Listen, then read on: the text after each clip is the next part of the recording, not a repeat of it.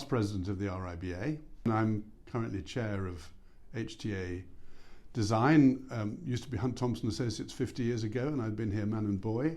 I'm now a commissioner at Historic England, which is a terrifically absorbing proposition, and for them I sit on their London Advisory Committee, and I am now chair of the Historic Places panel, which tours the country at the invitation of local authorities to talk to them about what best to do.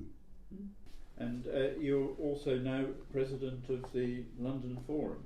I am, and I gather that's why you're here to talk to me, Peter. Yeah, so tell me about that job then. Well, they approached me out of the blue, and I was rather flattered because it turns out that predecessors include Richard McCormack, the late Richard McCormack, I was very fond of, and a very distinguished figure. In fact, I had the greatest respect for him. So it's good enough for the late Richard McCormack. It's good enough for me.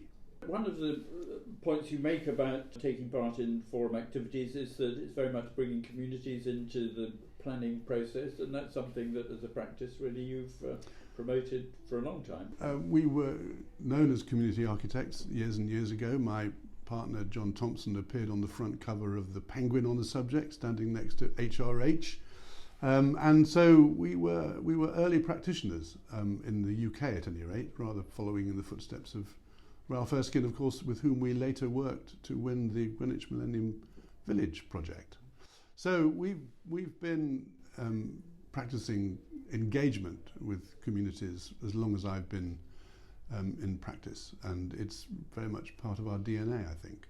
You talk about more meaningful relationship between the makers of the built environment and its users, more opportunities for community-based plan making, more delegated authority from Westminster local planners authorities. So, I mean, there was a white paper which I don't think you fully approved of. So, if you were a minister writing a white paper for planning, what would you put in? Well, the hints are that Gove seems to have listened. I mean, apparently, and even on the government's own website, it acknowledges that there was a torrent of concern in more than 40,000 responses to their consultation on the original white paper, which of course talked about, it claimed to be bringing democracy forward, but actually what it was doing was bringing consultation on individual projects forward to be run by the developers who were proposing the projects as constructors. So rather than there being a more direct relationship between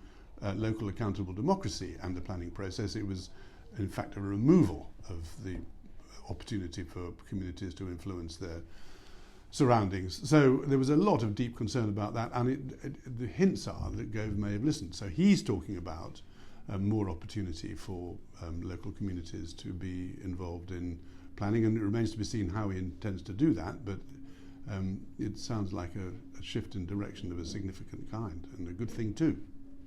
How do you get people involved in local plans when you're looking at strategy, and actually what really gets local communities going when something is happening in their backyard, isn't it?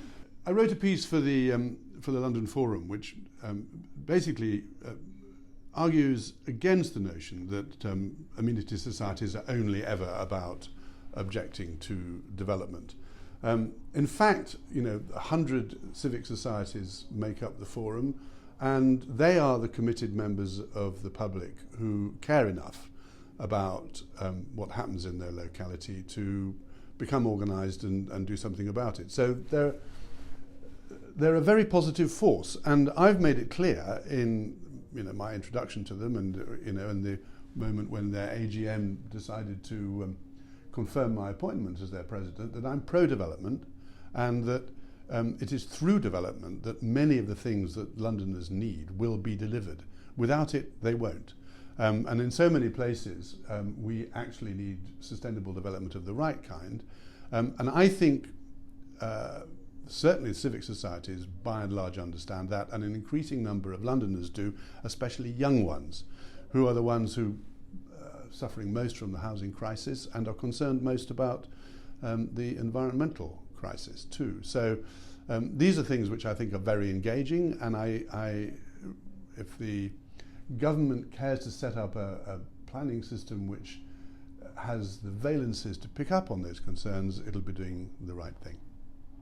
What do you think, and maybe what does the London Forum think about the Policy Exchange has produced a report about street voting, so that communities can actually have a say in what happens to their street, setting up codes to do that, which has some comparison to your Superbia project. Well, I'd go further. I'd say it was very much based on our Superbia idea, Peter, which we've been developing at HTA and with colleagues at Pollard, Thomas and Edwards as well for 10 or 15 years, which is based on the notion that people can develop a stake in their own environment by participating in actually developing their own environment in ways that suit them best. And that would be a way of unlocking the problems of low density the suburbs, which needs to be a major contribution to sustainable development in the future. London is a very low density city, as we know, by comparison with many other global cities, and we cannot and must not go on extending its boundaries with low density urban sprawl. So the current London plan is allegedly based on the principle of suburban intensification. Actually, none of the policies at the moment really enable it in any meaningful way. So this is an aspect of what the planning reforms moot, which is the notion of taking a zoned approach and saying we can have particular rules of engagement to enable development in zones, particularly if they're approved of by the people who live there.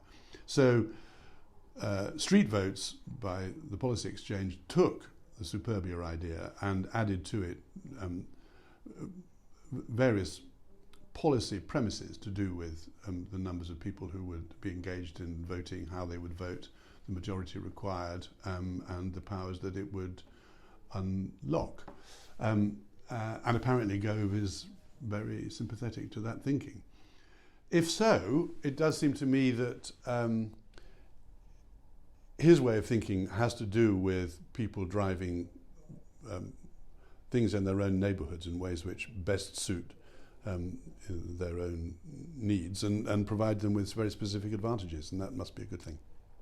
Another comparison between you and Richard McCormack was that he actually did work on densifying suburban areas as well, didn't he? He was had a great interest in density. And he did some very nice suburban studies. He also did it was a whole edition of the Architect's Journal, I recall, in which he set out how the kind of ragged edges of open space in and around Spitalfields, where he lived, could be tidied up with terraces of housing, densifying the place, creating opportunities for people to live, but also improving the quality of the open space that the new development surrounded. Beautiful work, very sensitive, and I'm greatly admired him for it. Tall buildings policy, and indeed tall buildings as they are built, has been a great bugbear of members of the London Forum for some time. How do you see things at the moment? Do you think the current London plan and the city can actually make things better in that respect?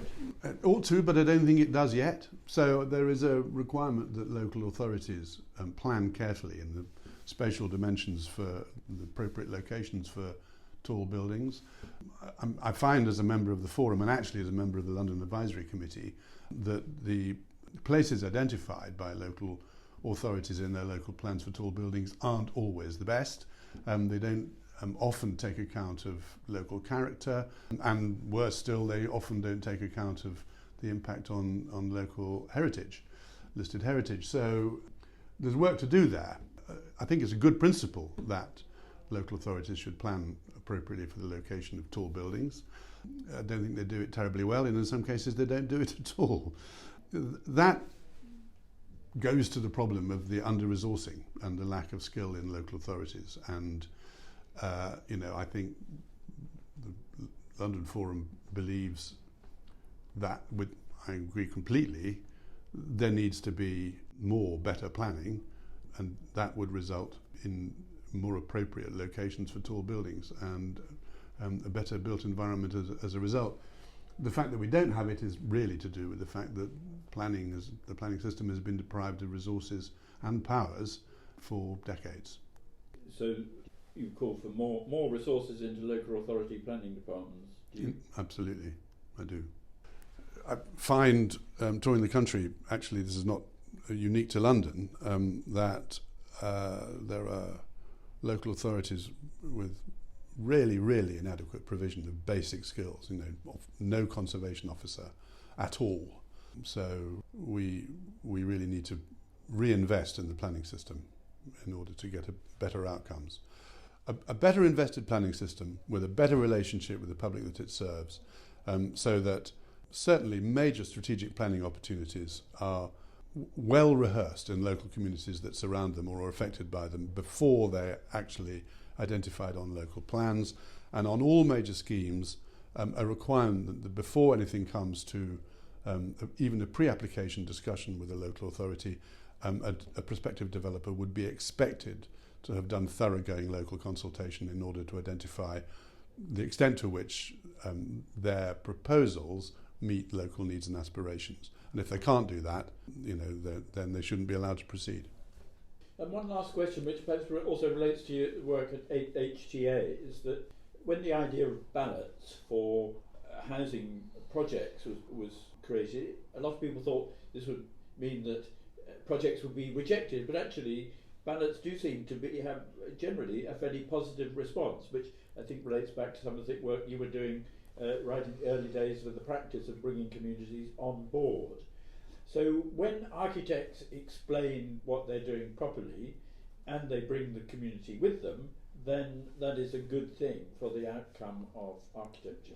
It's very much a good thing. And I for a while, local authorities resisted ballots. I think they misinterpreted the opportunity as being somehow usurping their democratic authority, but actually a well-run project in which all of the alternatives, including do nothing, are set out for local people to review and make comparisons between, and a thoroughgoing process allows them to make the right choice, an informed choice taking into account all of the criteria, including, of course, the importance of sustainability and preserving embodied carbon. All of those conditions need to be applied to the question of which of a range of possible ways of treating a local area should be adopted. And we find when that happens, people make a choice. The choice generally is well informed, and if it's one they support, it's the other side of the same coin that has opposition on the opposite face. You can turn the enthusiasm, you can turn the opposition to projects to enthusiasm if people can see in the project that they're relating to the advantages that it's going to give them. We've had 4 or 5 projects recently subject to ballot. The key thing, of course, is to get a resounding yes, a good turnout and a good majority, and that deals with the issue. Marginal votes in favour, as we know from their own referenda of late, are seriously problematic. Try to avoid those. In terms of getting communities on board, there's been quite a lot of comment in the press recently about the RIBA building, many millions being spent in London when clearly we're looking at levelling up. Has the RIBA missed out on the idea of levelling up? But do you think spending a lot of money on the RIBA building is a good thing? Well, it's inevitable. The thing's falling to bits. I mean, I spent 2-3 years in it, and you can't work in it in the summer because you have to open the windows and you can't hear a thing, and it's freezing cold in the winter, and it's a grade 2-star listed building, and you've just got to look after the built fabric. It is by far and away the most beautiful headquarters of an institute of architecture in the world, without exception.